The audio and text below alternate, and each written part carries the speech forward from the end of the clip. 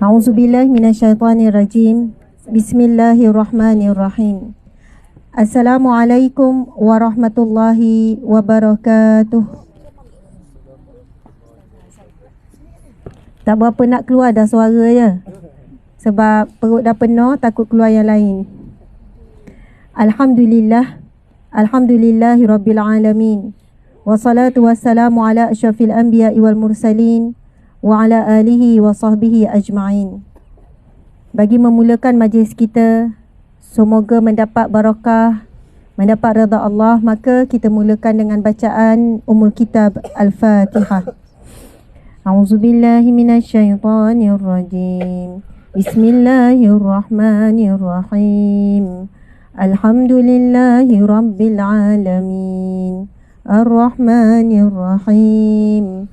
Maliki yaumiddin. Iyyaka na'budu wa iyyaka nasta'in. Ihdinas siratal mustaqim.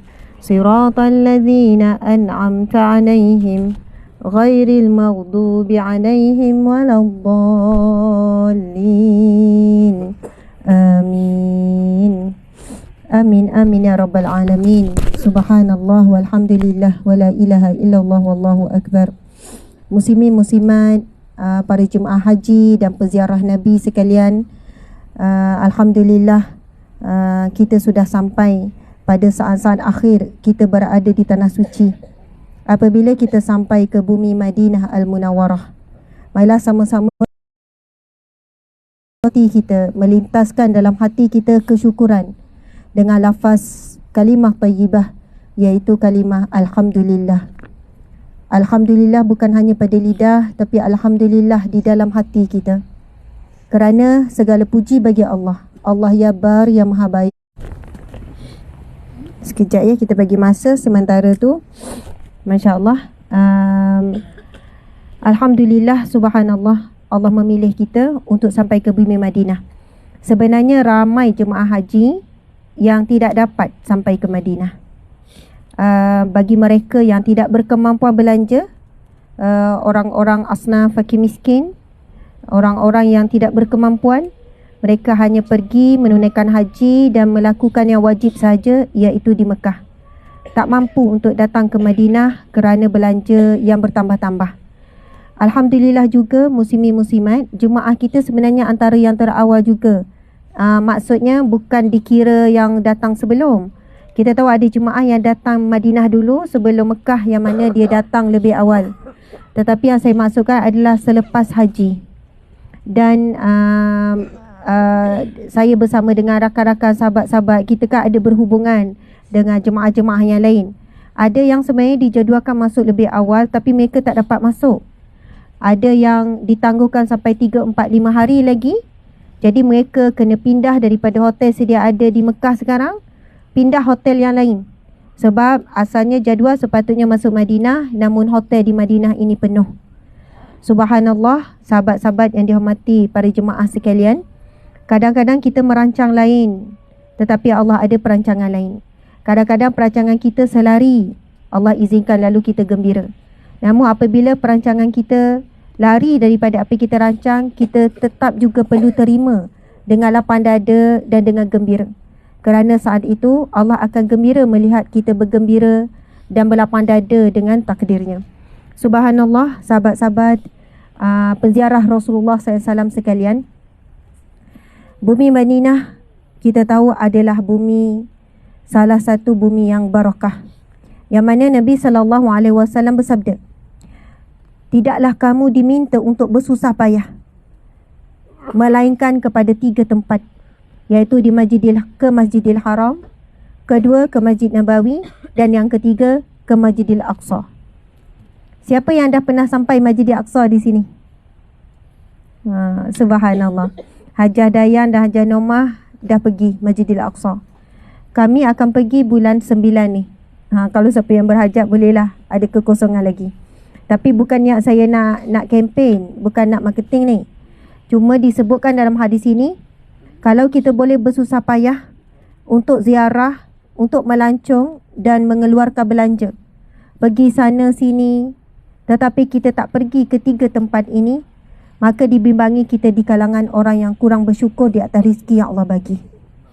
Sebab yang dituntut 3 tempat ini, selebihnya kalau nak pergi merantaulah, pergilah, mencarilah kita ilmu, carilah kita kebesaran Allah di bumi Allah yang begitu luas ini. Tetapi sebelum kita bersusah payah pergi ke tempat lain, marilah kita bersusah payah terdahulu, tunaikan dulu apa yang disebut dalam hadis Nabi ini. Masya Allah. Sebentar nanti, insya Allah tak lama kita ni, sebab masing-masing dah tak sabar, dah rindu dah. Walaupun baru datang, kami baru datang 3 minggu sebelum 3 minggu sebelum musim haji, 3 minggu ke sebulan sebelum. Bulan lepas ada datang juga, singgah 2 hari Madinah, 2 hari Mekah. Tetapi rindu Madinah dan rindu Makkah tidak pernah padam dalam hati orang-orang yang beriman. Tidak pernah padam. Walaupun kita datang kerap setiap bulan, tetapi bila sampai sahaja, kita terus rasa sayu. Itulah jiwa orang yang beriman. Kita terus rasa hiba, kita terus rasa rindu kepada Nabi Muhammad SAW. Tadi saya berjumpa dengan ada jemaah Malaysia. Saya tak akan sebutkanlah detail. Tetapi bertembung sebenarnya, sebab kami pusing tadi, kami pusing Masjid Nabawi, sebab kami nak cari info tentang Raudah. Kami jumpa jemaah Indonesia, kami jumpa tak jumpa lagi masa tu jemaah Malaysia. Jemaah Indonesia pun bagi tahu. Dia kata tak semua juga kami dapat masuk. Kami pun sedang berusaha untuk kawan-kawan kami sekian-sekian. Walaupun mereka ni masuk dengan kumpulan yang besar, kumpulan yang ramai. Kita nampak Indonesia ramai ya. Kemudian bila kami dah melepasi Kubah Hijau, masa tu kami berdua nak ambil gambar. Cari-cari, nampak ada seorang wanita, muka macam Malaysia, memang betul pun orang Malaysia, dia sedang cari suami dia. Lepas tu Alhamdulillah, ialah dia kenal lah kan.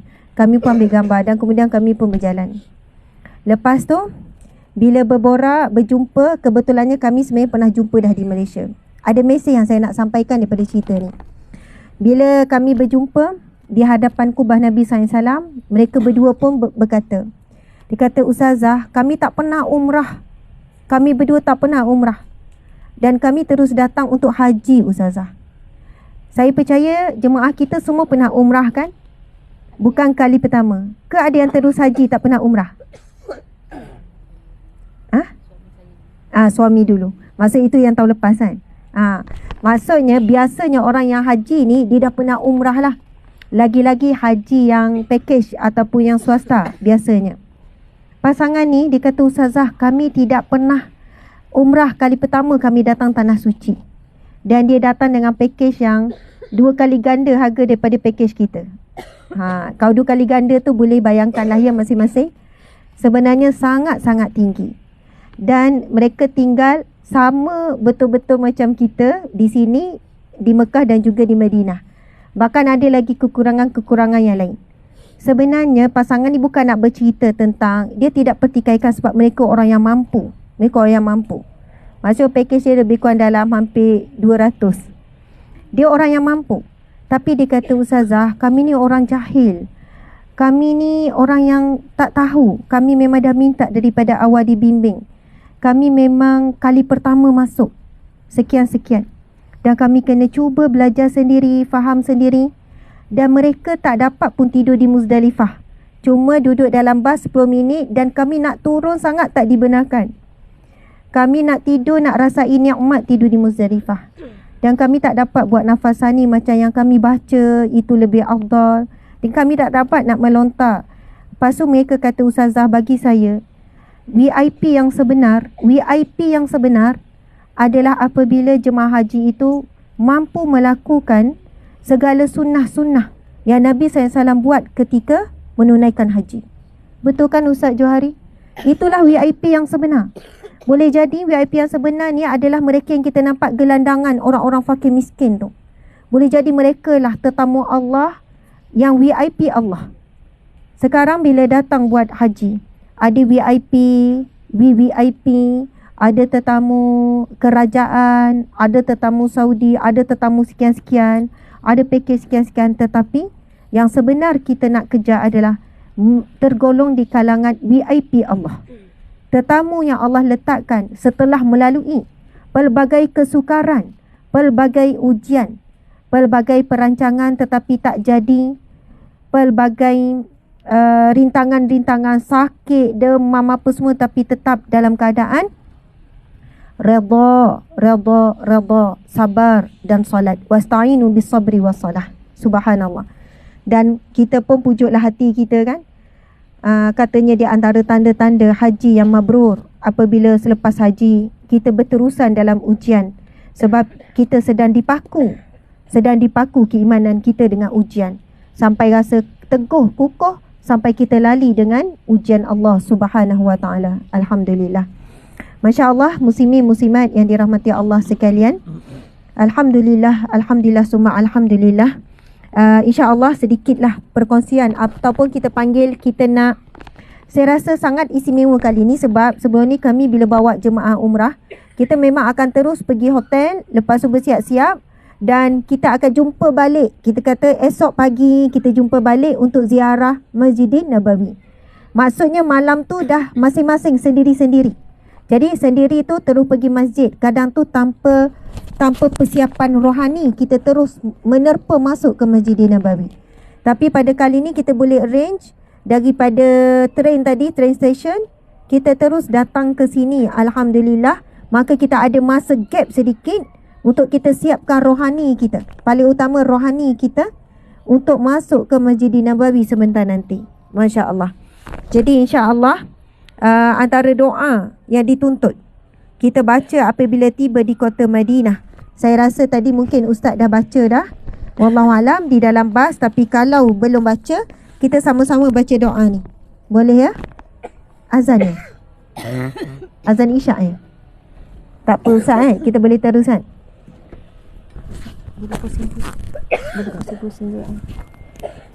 Okey, subhanallah, kita dah sampai ke kota Madinah.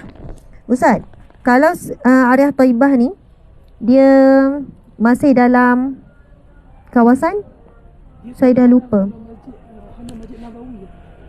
Kalau betul-betul kan. Tapi kalau disebutkan tentang kurma ajwa tu, Alia. Dan ni Alia lagi kan? Ni kawasan Quba kan? Kawasan Quba, kawasan Alia. Okey. Itu berkenaan dengan kurma Alia yang dimasukkan dalam hadis Nabi tu. Jadi ini adalah kawasan Alia, kawasan Masjid Quba. Tak jauh ni kita dengan Masjid Nabawi, lebih kurang dalam 10 minit. Kalau tak jam lebih dekat daripada tu.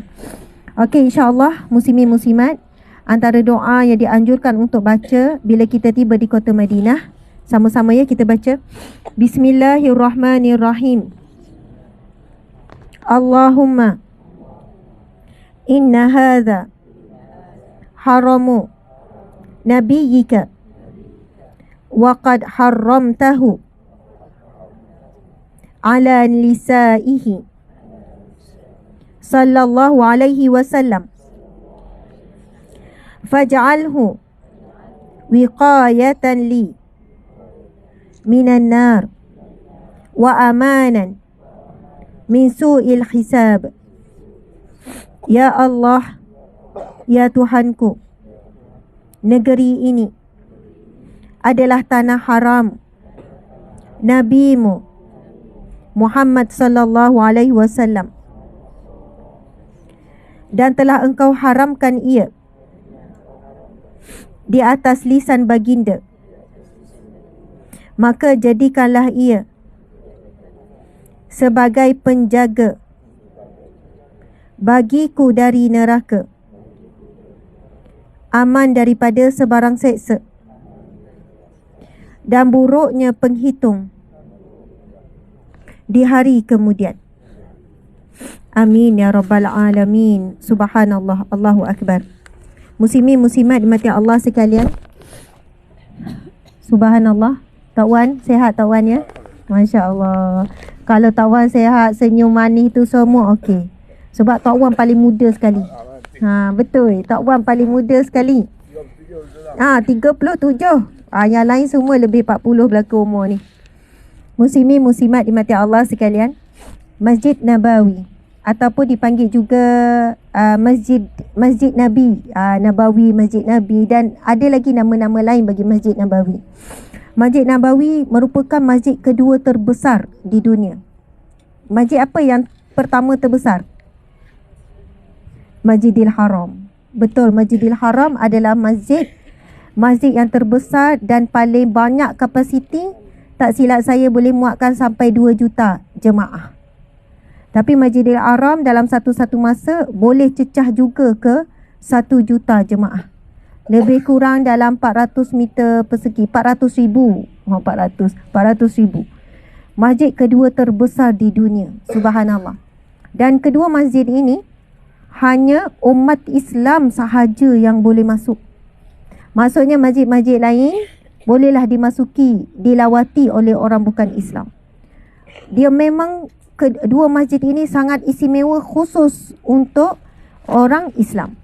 Bahkan ada ramai juga orang bukan Islam tertanya-tanya apa yang specialnya dalam Masjid Nabawi, apa specialnya dalam Masjidil Haram.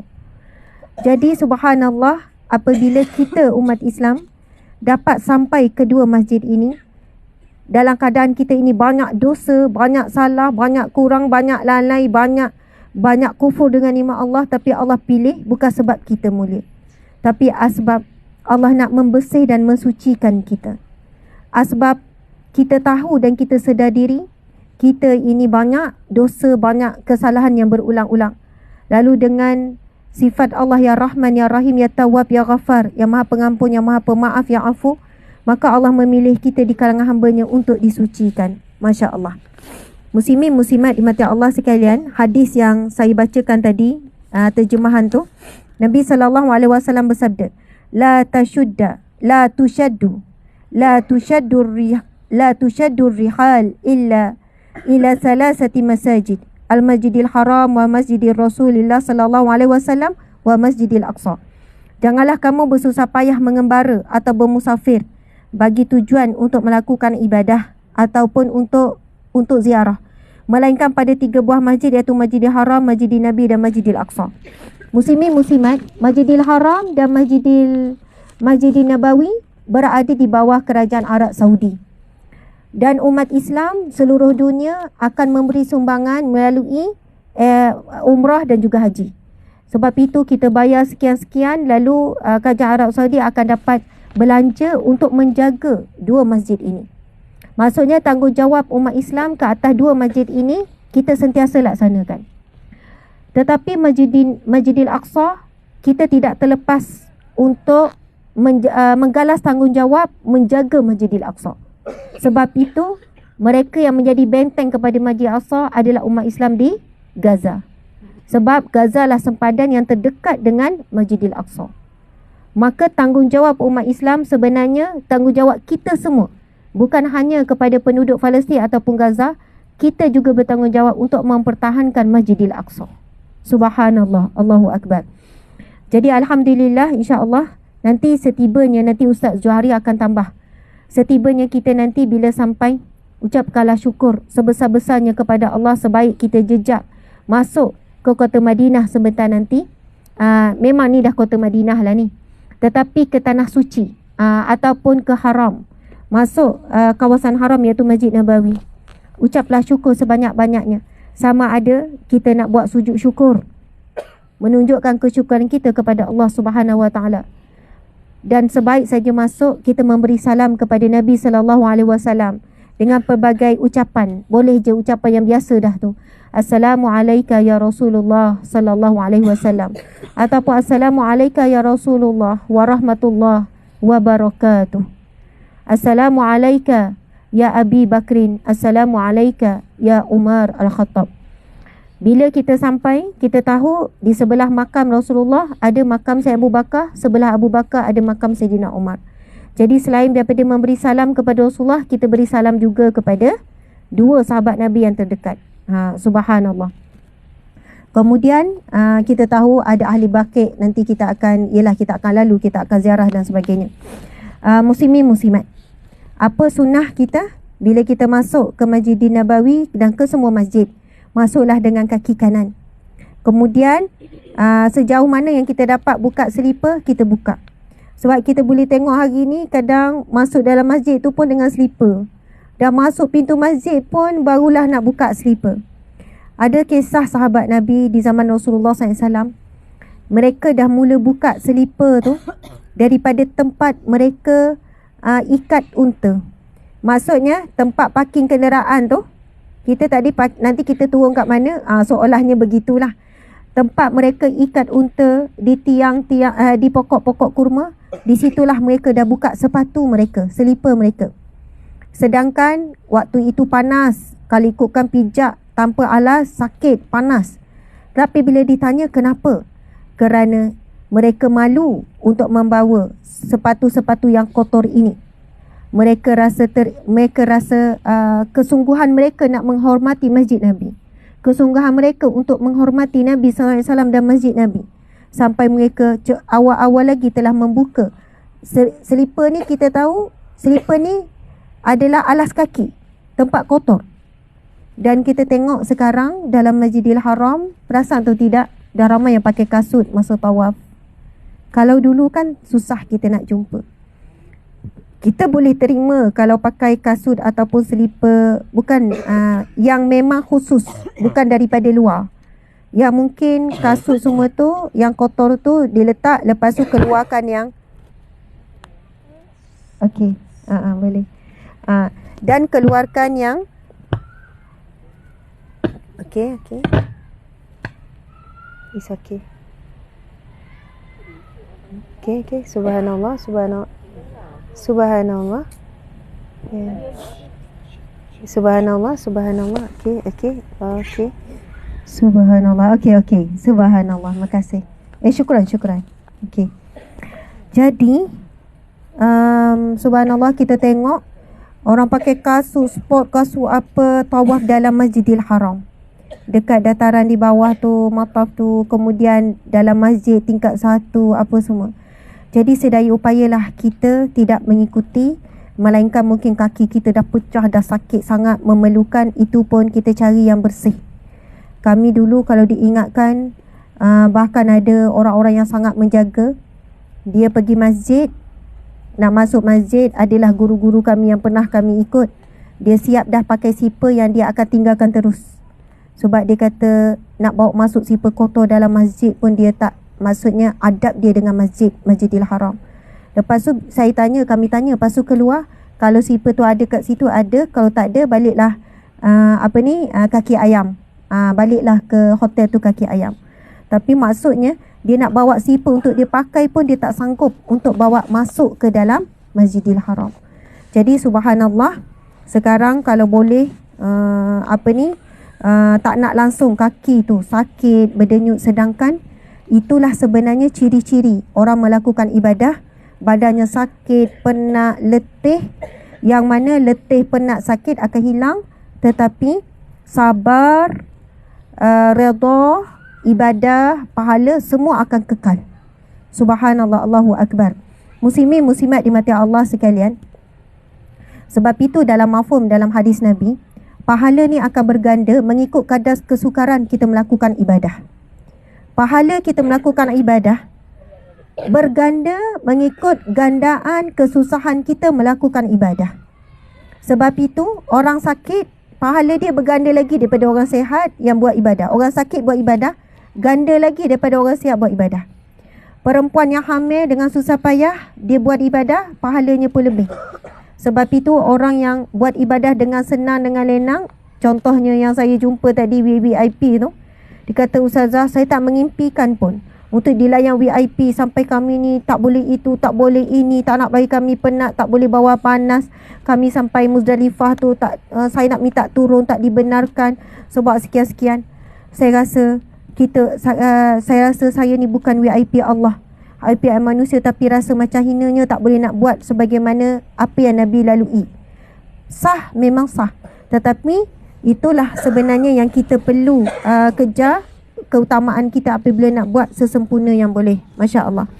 Muslimin muslimat dimati Allah sekalian, sebagai penutup, alhamdulillah, bila kita masuk ke masjid, jangan lupa masuk, pastikan masuk dengan sedar. Masuk je ke pintu, sebab masuk je pintu tu, situ dah masuk kawasan masjid kan. Istimewanya kita di Masjidil Nabawi banding Masjidil Haram. Masjidil Haram kan dia terbuka, tak ada pagar. Masjid Nabawi kita tahu lebih tenang, lebih damai sebab boleh disusun macam tu. Masjidil Haram tak dapat nak susun macam tu. Jadi masuk je masjid, sebab di luar tu pun dikira kawasan masjid. Walaupun luar daripada ruang dalam, ruang luar tu juga kawasan masjid. Jadi kita dah masuk dengan kaki kanan, teruslah baca doa, Allahumma ftahni abwaab rahmatik. Ketika itu kaki kita melangkah masuk ke masjid, tapi hakikatnya kita masuk ke pintu rahmat Allah.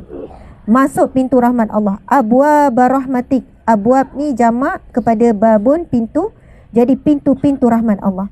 Mudah-mudahan setiap kali kita masuk dengan sedarkan bahawa kita nak masuk, langkahkan kaki kanan masuk, baca Allah maftahli abwaab rahmatik. Kemudian teruslah berniat i'tikaf. Nawaitul i'tikaf fi hadzal masjid. Nak sebut pun boleh. Fi hadzal masjidin nabawi. Fi hadzal masjidin nabawi lillahi ta'ala. Sekiranya kita terlupa nak i'tikaf, lupa nak niat i'tikaf, dan kita teringat tu masa tengah solat. Kadang tu kita teringat masa solat kan nak i'tikaf. Lepas tu kalau ikut mazhab Syafi'i kita boleh je niat ketika solat. Bukannya lupalah nak niat, nantilah lepas dah bagi salam nanti niat. Tak, terus lintaskan hati ketika solat tu niat i'tikaf. Sebab i'tikaf ni bukan automatik masuk je automatik i'tikaf. Sebab semua ibadah mesti disertakan niat. Sebab nak mengajar fokus, nak mengajar khusyuk. Jadi rugi sangat dah sampai Masjid Nabawi yang gandaan pahalanya 1000, tetapi kita duduk dalam tu tak dapat pahala i'tikaf.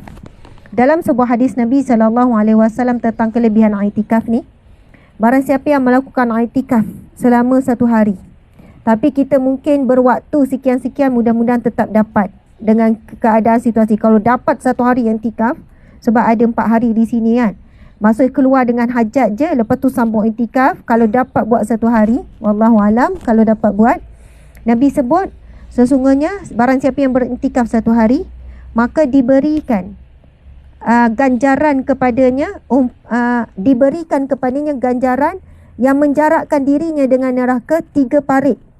Akan dibina jarak antara dirinya dengan neraka 3 parit. Dan Nabi sebut setiap 1 parit jaraknya di antara timur dan barat. Maksudnya hujung bumi ke hujung bumi. Jadi kita mengharap dengan kita beriktikaf di Masjid Nabawi, sudah tentu pahala berbeza dengan iktikaf di masjid kita di Malaysia. Walaupun mungkin kita tak dapat 24 jam sehari suntuk, tetapi mudah-mudahan kita dapat ganjaran umpama 3 parit. Maksudnya setiap 1 parit antara timur dan barat, hujung bumi ke hujung bumi. Masya Allah. Kemudian sebaik masuk, kita dah baca doa, kemudian kita dah niat i'tikaf, kemudian kita buat dulu sebelum kita duduk sekurang-kurangnya solat tahiyatul masjid, iaitu solat menghormati tahiyatul masjid. Yang kita baca at-tahiyat dalam solat tu maksudnya penghormatan. Sebab itu bila kita baca at-tahiyat, maksud at-tahiyat tu at-tahiyatul mubarakatuh salawatu tayyibatu lillah. Maksud at-tahiyat tu segala penghormatan, segala kebaikan, segala keberkatan, segala rahmat adalah bagi Allah. Jadi bila sebut at-tahiyat, tahiyatul masjid adalah solat menghormati rumah Allah. Jadi cara kita menghormati Masjid Nabawi, masuk sahaja, setiap kali masuk Masjid Nabawi, sebelum kita buat apa-apa, sebelum borak, sebelum duduk, sebelum ambil gambar, buat dulu solat tahiyatul masjid. Siapa yang memuliakan rumah Allah, dia akan dimuliakan oleh Allah.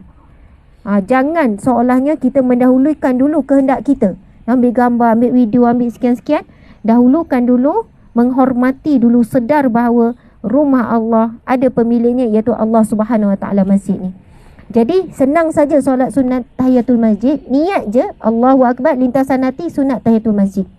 Nak baca Al-Fatihah saja tanpa surah pun boleh, tak ada masalah.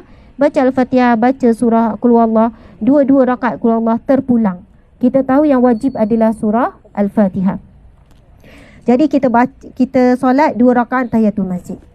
Antara yang dituntut sangat untuk kita jadi amalan, mungkin di Malaysia tak kuat nak buat amalan ni, iaitu buatlah, beramalah dengan solat sunat wudu. Solat sunat wudu.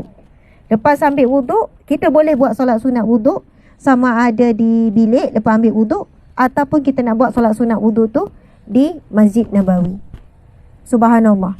Boleh je solat sunat tahiyatul masjid, lepas tu baru nak buat solat sunat wuduk. Boleh Ustaz kan? Benda solat sunat.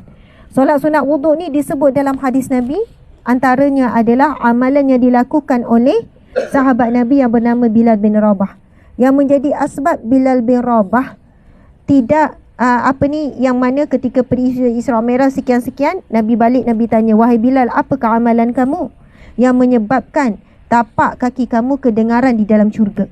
Lalu Bilal menjawab, ya Rasulullah, aku tak ada amalan apa-apa sekian-sekian, tetapi hanya saja aku menjaga solat sunat wudu. Itu di antara amalan Sayyidina Bilal bin Rabah. Jadi solat sunat wudu ini adalah solat sunat selepas kita mengambil wuduk. Kita buat solat sunat, mudah-mudahan dengan itu wuduk kita bolehlah berkekalan lama dan bergandalah pahala wuduk kita. Masya Allah, Alhamdulillah. Kemudian perbanyakkanlah bila duduk dalam Masjid Nabawi itu, selain daripada kita solat dan kita buat solat qada setiap kali waktu solat. Kan ada waktu 15 minit kita masuk solat qada zuhur, solat qada asar, kita niatkanlah, sudah tentu ada solat-solat yang masa kita remaja dan sebagainya, tetapi dapat pahala yang berganda. Tapi nilai solat tu satu dengan satulah pahala berganda. Perbanyakkanlah berselawat kepada Nabi SAW. Dan subhanallah, kesimpulan, penutup betul-betul, Masya Allah.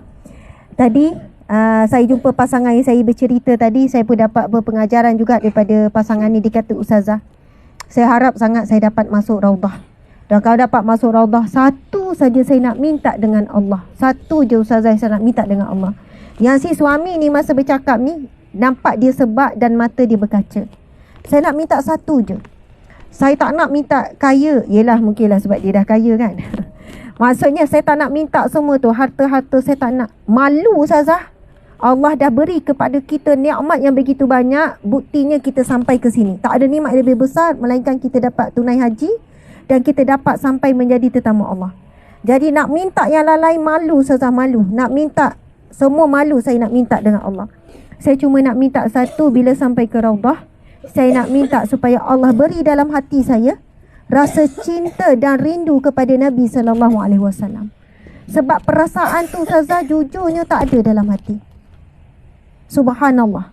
Inilah satu muhasabah saya kira sangat baik Allah temukan saya dengan seseorang yang dia kata, Ustazah, macam mana nak rasa dalam hati ni? Nak rasa dalam hati sayang, boleh menangis, rindu pada Nabi, boleh berkorban untuk agama ini, berkorban untuk Nabi, buat sungguh-sungguh sambung kerja Nabi, kerja dakwah pengorbanan Nabi dan semuanya.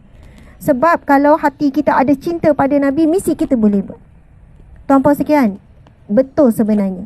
Sebab apa kita tak mampu berkorban? Korban apa? Kesenangan kita, korban tidur kita, korban itu, korban harta, korban sekian-sekian. Sebab dalam hati kita ini cinta tu tak pure, cinta tu tak kuat. Cinta kepada Nabi tu kadang-kadang dusta, hanya pada lidah, bukan pada hati. Jadi dia kata tujuan Ustazah, antara saya nak sangat masuk Raudah, satu doa yang saya nak minta dengan Allah, supaya dalam hati saya ini ada rasa cinta, rasa sayang, rasa rindu kepada Nabi yang sebenar-benarnya. Saya nak sangat merasai nikmat perasaan itu. Jadi Alhamdulillah, saya rasa macam bila dia cakap macam tu, saya sendiri menguatkan diri saya juga. Betul lah, itu antara doa yang mungkin kita sendiri tak kuat sangat minta dengan Allah. Dan sebab kita tak tahu bagaimana nikmat dan manisnya mencintai Allah, mencintai Rasulullah dengan sebenar-benarnya. InsyaAllah, Alhamdulillah. Terima kasih semua. Mohon maaf salah dan silap. InsyaAllah seterusnya kita dengarkan daripada Encik Suami. Lepas tu kesimpulannya daripada Ustaz Johari. Masya Allah. Wallahualam. Assalamualaikum warahmatullahi wabarakatuh.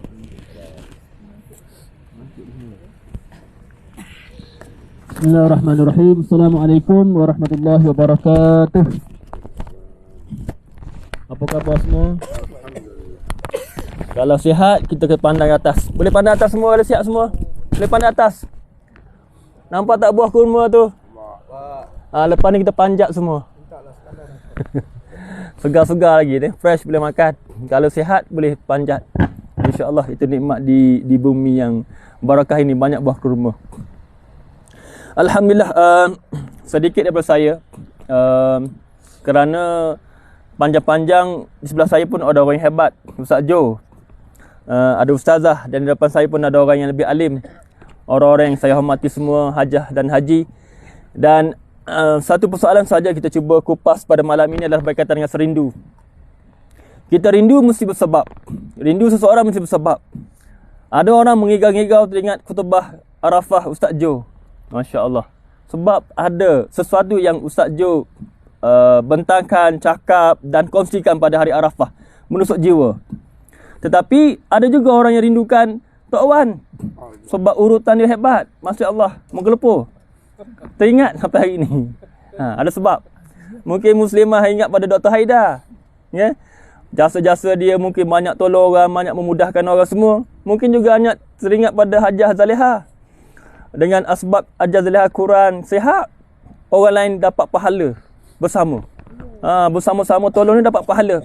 Kerana kita tak tahu, mungkin mabrurnya haji kita ini lantaran kita menolong orang ramai, memudahkan, beri air, kutip sampah, kemudian tolak wheelchair dan sebagainya. Kita tak tahu asbab apa Allah nak beri makbulkan haji kita. Kita tak tahu. Jadi hanya Allah lah yang berhak memberi kepada kita, dan kita buatlah yang selayaknya, semampunya, insya-Allah. Rindu kita bersebab. Rindu kepada Rasulullah sebab Rasulullah insan yang hebat, cukup hebat. Dan kita sendiri tidak bertemu, tetapi melalui pembacaan, pemahaman kita tertanam rasa rindu, dan rasa rindu itulah menyebabkan kita berada di sini. Rasa rindu itu juga menyebabkan kita hadir di bumi Mekah dan Madinah, dan hari ini kita insya-Allah akan menziarahi makam baginda. Moga-moga kerinduan itu terubat. Kerinduan itu akan terubat. Bila mana kita mengenangkan, insya-Allah esok kita berkongsi sejarah bagaimana di satu tempat esok kita akan ziarah, bagaimana di situlah perbincangan dibuat ketika Nabi sedang nazak, pemimpin-pemimpin ini sedang melantik siapa bakal pengganti Rasulullah sallallahu alaihi wasallam. Kita akan pergi menziarah tempat itu, sebelah saja masjid, dan kita akan menziarah makam baginda. Dan kita akan insya-Allah moga-moga itulah satu pengorbanan yang kita boleh lakukan sepanjang hidup kita, sebab rasa rindu. Dan moga-moga rindu itu kita ditanam melalui kefahaman bahawa Rasulullah sallallahu alaihi wasallam adalah seorang insan yang hebat. Insan yang hebat. Kalau dulu kita belajar sejarah Nabi Ibrahim, kita di Mekah itu banyak kisah Nabi Ibrahim dan Nabi Muhammad sendiri. Perjuangan yang sinonim antara Nabi Muhammad dan juga Nabi Ibrahim adalah satu, memperjuangkan akidah mengesahkan Allah di kalangan orang yang menyembah berhala. Sebab itu bila Nabi membacakan surah dalam satu ayat surah Ibrahim, Rabbana innahunna adlalna katsiran minan nas faman tabi'ani fa innahu minni wa man asani fa innaka ghafurur rahim. Bila Nabi baca ayat ni, Nabi pun turut menangis. Kerana apa? Perjuangan mereka seakan sama bila mana ayat tersebut memberi maksud, ya Allah, sesungguhnya berhala ini banyak menyesatkan manusia, dan jika engkau barang siapa bersamaku, mereka di kalanganku, dan barang siapa mengingkariku, sesungguhnya engkau Maha Pengampun lagi yang Maha Penyayang. Jadi bapa saudara Nabi saudagar berhala yang cukup hebat, bangsawan. Kemudian ayah Nabi Ibrahim adalah pembuat berhala. Masya Allah, dakwah mereka besar, salah satu perjuangan mereka. Lalu kita pun di situ perjuangan, dan rentetan daripada kisah-kisah Nabi bila mana berdakwah mengesahkan Allah, dikejar dan hinggakan ada perancangan bunuh, lari ke Gua Hira. Kalau boleh naik macam tu, ustazah buat rekod malam ni naik Bukit Nur, Gua Nur, di mana Nabi menyendiri, menjauhkan daripada masyarakat jahiliah. Kemudian besok malam naik ke dua kali ganda Gua Nur, kemudian naik ke Gua Hira, dua kali ganda. Gua Hira di Jabal Nur, kemudian Jabal Sur. Dua malam berturut-turut. Saya pun tak tahu macam mana saya boleh terpukau, tiba-tiba berada di atas bersama ustazah. Bahaya. Itulah kuasa perempuan. Tiba-tiba berada di atas, dan di Gua Hira tu kami berdua saja. Bayangkan tengah malam, berdua saja. Jabal Sur yang dua kali ganda tu, berdua saja. Sampai satu dalam tu Mana satu? Kiri ke kanan? Kiri ke kanan. Kemudian naik ke atas lagi, jumpa orang lembaga.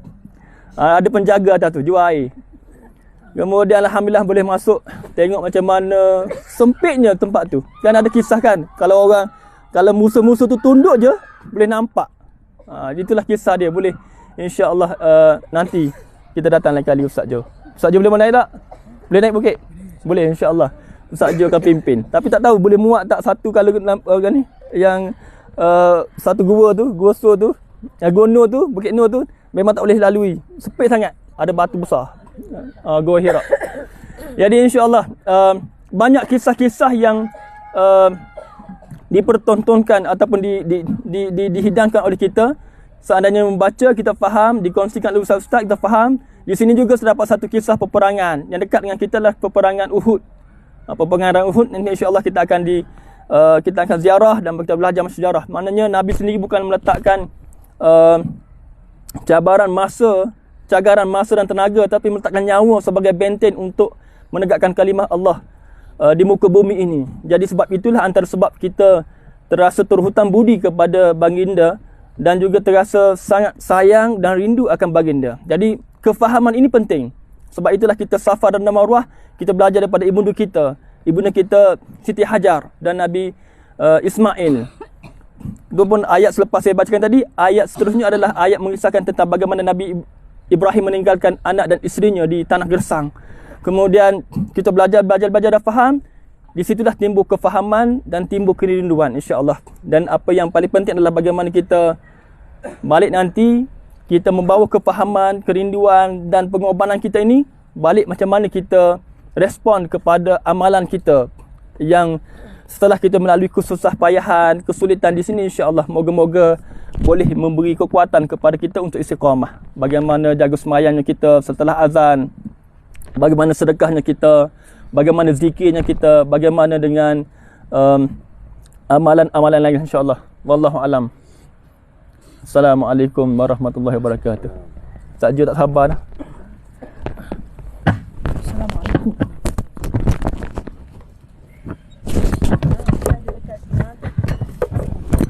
Assalamualaikum warahmatullahi wabarakatuh. Alhamdulillahirabbil alamin. Saya membaca petikan daripada surah Maryam yang Allah Jalla wa Ala bercerita kepada kita bagaimana Allah memberi kepada manusia rezeki secara luar biasa. Wa huzzi ilaiki bi jiz'in nakhlah. Amboi nampak dah. Dia dah nak apa? Nak teran ke? Makcik-makcik mungkin tak ingat dah, lama tak bersalin kan. Nak teran dah. Dia tak kuat. Dia terlalu lapar, terlalu dahaga. Allah kata, Maryam, huzzi ilaiki bi jiz'in nakhlah tusaqit alayki rutban janiyya. Maryam, ambil tangan kamu, goyanglah pohon korma tersebut. Maka akan jatuhlah buah rutab, buah korma rutab, dan makanlah. Tengok dah, cuba kita tengok pohon korma ni. Goyang. Kalau kita ambil, kita hinggut pun tak bergerak. Betul tak? Haji Iskandar. Cuba try tengok, tak bergerak langsung. Tapi Maryam ambil tangan dia hanya, saya masa mengaji tafsir ni di Yaman dulu, dia hanya ambil tangan dia hanya buat macam ni je. Dan jatuh buah rutab. Nanti insya-Allah masa kita ziarah luar nanti, saya akan cerita signifikan buah rutab yang Maryam makan dan kenapa Nabi buka puasa dengan menggunakan atau Nabi makan buah rutab. Kenapa tidak ajwa? Kenapa? Nanti ada signifikan jalan penceritaannya. Maka jatuhlah buah korma. Allah nak ajar kepada kita cara Allah bagi rezeki kepada manusia berbeza-beza. Berbeza-beza. Ada orang ingat, macam Ustazah cerita tadi, ada orang ingat dia bayar ratusan ribu. Dia ingat dia boleh dapat segala-galanya. Tidak. Sahabat Ustaz Syukri yang datang ke bilik kami cerita macam mana pakej yang dia bayar dengan isteri dia 100,000. Isteri dia 100,000. Sampai sahaja di Aziziyah, tak ada hotel di Aziziyah. Tak ada tempat tinggal. Terpaksa jadi gelandangan. Tak apa, itu benda-benda itu tak ada kena-mengena dengan apa Tak ada kena mengena pada. Masuk pula ke Mekah pun tak ada juga hotel. Terpaksa cari sendiri. Allah bagi rezeki kepada manusia ni berbeza-beza. Daripada cerita ni kan, kita bila ambil dan kita boleh faham, kita kena tahu betapa perlu kita jadi manusia yang bersyukur kepada Allah.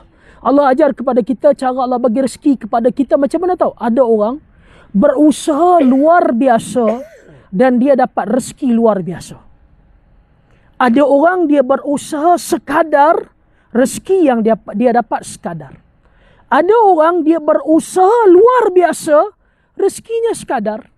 Ada orang berusaha sekadar, rezekinya luar biasa. 4 cara. Boleh ulang balik tak? Boleh. Ada orang dia usaha pagi, petang, siang, malam dia dapat rezeki pun Masya Allah. Ada orang dia sekadar saja buat part time, rezeki yang dia dapat pun part time. Ada orang dia hanya tanda tangan sahaja bernilai, dengan tanda tangan tu dia dapat rezeki yang luar biasa. Ada orang kerja pagi, petang, siang, malam tapi dapat sekadar cuma. Kalau kita faham benda ni, kita akan jadi hamba Allah yang bersyukur dan kita tak pernah rasa tidak puas hati atas segala ketentuan dan ketetapan yang telah Allah tentu dan tetapkan kepada kita semua. Nanti insya-Allah saya cerita kepada tuan-tuan dan puan-puan satu kisah yang signifikan mengenai kisah Nabi Allah Ayyub alaihissalam. Itu insya-Allah umrah akan datanglah. Kisah Nabi Allah Ayyub alaihissalam yang bila kita dengar kisah ini, kita akan tahu apa sahaja ujian yang Allah bagi kepada kita adalah sekelumit tak bandingkan dengan nikmat yang Allah beri kepada kita sangat banyak. Jadi insya-Allah esok kita akan ada ziarah dalam, macam Ustaz Tengku bagi tahu tadi, kita akan menziarahi Saqifah Bani Sa'idah, kemudian kita akan ziarah Masjid Ghamamah, kemudian ke Babus Salam, kemudian kita akan menziarahi perkuburan Baqi' Al-Gharqad. Macam Ustaz bagi tahu juga tadi, insya-Allah kita sedaya upaya cuba nak dapatkan permit atau tasrih untuk kita dapat masuk ke dalam raudhah. Itu kita tak janji tapi kita cuba sedaya upaya dengan semua link yang ada insya-Allah. Nah, dengan semua link yang ada dan jangan lupa minta kepada Allah agar Allah mudahkan urusan. Kita kadang-kadang kita rasa kabel kita hebat, link kita hebat, tapi kita lupa kabel yang lebih kuat, yang lebih hebat, hubungan kita dengan Allah Subhanahu wa Ta'ala. Jadi insya-Allah lepas ni kita akan balik ke mana? Kita akan balik ke Madinah. Dan insya-Allah saya ingatkan kepada semua, minta dengan Allah kekuatan, jangan tinggal solat jemaah. Kita datang sini beberapa hari saja, kita tak rushing, set untuk solat berjamaah dan minta dengan Allah kekuatan, kita jangan terlepas takbiratul ihram. Kita tak rushing apa-apa pun, minta dengan Allah kekuatan. Setengah jam sebelum waktu solat sekurang-kurangnya kita dah bersiap untuk kita berada di dalam Masjid Nabawi, Masjid Nabi yang mulia sallallahu alaihi wasallam. InsyaAllah kita semua akan ditempatkan. Kita akan ditempatkan di hotel. Lagi tak ada, satu hari lagi ada. Maksudnya dia minta kita kalau nak ambil 2 hari. Satu hari tu kita cari hotel lain, lepas tu patah balik. So kita ambil keputusan untuk hotel yang setaraf. Lokasinya saya akan share dalam grup kita. Dan hotel ni juga adalah hotel yang 5 star. Dan kalau untuk pengetahuan tuan-tuan dan puan-puan sekalian, kalau Ustaz Syamsuri Haji Ahmad, pernah dengar tak? Ustaz Syamsuri Haji Ahmad datang buat umrah, dia tak akan duduk hotel lain. Dia hanya akan duduk di sebelah. Kalau lelaki nak pergi ziarah, maka kita boleh lead. Saya ingat kita pergi esok sekali lah. Esok memang kita nak pergi pernah. Okey, bye-bye sikit. Live ni kita nak tutup dah. Bye-bye. InsyaAllah. Ada lagi yang tengok ni lah, walaupun pukul apa? Pukul 2 pagi. 2 pagi? Dia kat Malaysia. Okey.